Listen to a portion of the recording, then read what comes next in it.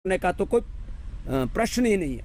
पर आपके इस शोध का इस रिसर्च को कहां से आप उन्हीं के पैरामीटर्स पर सत्यापित कराएंगे कि उसे सर्वमान्य माना जाएगा स्वामी जी? देखिए, इंटरनेशनल जर्नल्स में double clinical control, double blind जिसको कहते हैं, double blind clinical control trial का वो प्रकाशन हो चुका है। लाखों लोग उस रिसर्च पेपर को डाउनलोड कर चुके हैं, पढ़ चुके हैं। और 2DG ये भी जिसका पहला रिसर्च पेपर, आप जाकर के रिसर्च पेपर इंटरनेशनल जर्नल्स में देख लीजिए, 1 लाख लोगों ने 2DG का भी पहला रिसर्च पेपर हमने पब्लिश किया। ऐसे ही एक नहीं 1000 हम रिसर्च कर चुके हैं बहन जी। श्वेता जी, रस रसायन भस्म पिष्टि पाक अवलेह चूर्ण वटी, इनको खाली अभी लोग आयुर्वेद को चूर्ण चटनी समझते थे। लोग आयुर्वेद को लोग अरे बोले कब्ज की दवाई देते होंगे, इनके पास में कोई सीरियस प्रॉब्लम का सॉल्यूशन नहीं है। मैंने लोगों की हार्ट डिजीज रिवर्स की है, मैंने लोगों का asthma, BP, thyroid, arthritis, rheumatoid arthritis, liver cirrhosis, fatty liver आदि जिन बीमारियों का एलोपैथी में कोई इलाज नहीं है, कोई क्योर नहीं है, उनको भी मैंने क्योर किया। आप कोई भी बीमारी देख लीजिए, सोराइटिक अर्थराइटिस है और टाइप 1 डायबिटीज है, क्या क्या नहीं किया। और ये सारे इंटरनेशनल जो पैरामीटर्स हैं रिसर्च के, उनको फुलफिल करते हुए किया।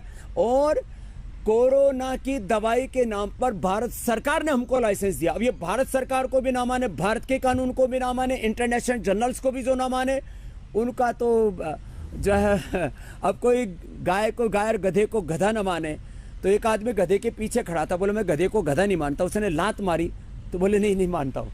अब जिसको भी कोरोना हुआ है, हमने एसिम्टोमेटिक, सिम्टोमेटिक और यहाँ तक कि सीवियर पेशेंट्स को भी हमने दिया है कोरोनिल। उनको अणुतेल दिया, स्वासारी दिया और स्वासारी गोल्ड दिया जिनको ज़्यादा थी। बाकी को आपके सामने मैंने जो है दिव्य धारा आदि के प्रयोग भी बताए, स्वासारी और पंचकोल काढ़े आदि भी बताए। और हमने जिनका 75 से 80% ऑक्सीजन लेवल चला गया था, एक दिन मैंने भी आपके यहाँ शो में भी ऑक्सीजन लेवल डाउन करके कैसे बढ़ाता है प्राणायाम, भस्त्रिका, कपालभाति, अनुलोम, वो भी सब करके दिखाया। इतने प्रमाण देने के बाद भी कोई सच को सच न माने, योग आयुर्वेद को और नेचुरोपैथी को, हमारी सनातन संस्कृति के सत्यों को झुठलाने का प्रयास करे। आपत्ति इसी बात से है। सच को सच कहना क्या गुनाह है और उसको झूठ बोलना ये कौन सी साइंस है? यानी कि आप बयान और विरोध का ये माहौल उसको देखते हुए आप अपने बयान को वापस जरूर करते हैं। आप क्षमा मांगने से भी आप पीछे नहीं हट रहे हैं, लेकिन जहां तक आयुर्वेद के सम्मान की बात है, आप उस पर अडिग रहेंगे। और जितना शोध आपने किया है, आप चाहते हैं कि आयुर्वेद का सम्मान भी सामने वाला करे। स्वामी जी, अंतिम प्रश्न, इसी अंतिम प्रश्न के साथ, ताकि पूरी स्पष्टता के साथ और उसको हम बढ़ाएंगे। जी, इस सम्मान को और बढ़ाएंगे। योग आयुर्वेद को, प्राकृतिक चिकित्सा को, वैदिक जो हमारा ज्ञान है उसको अनुसंधान के धरातल पर और शिखर पर लेकर के जाएंगे।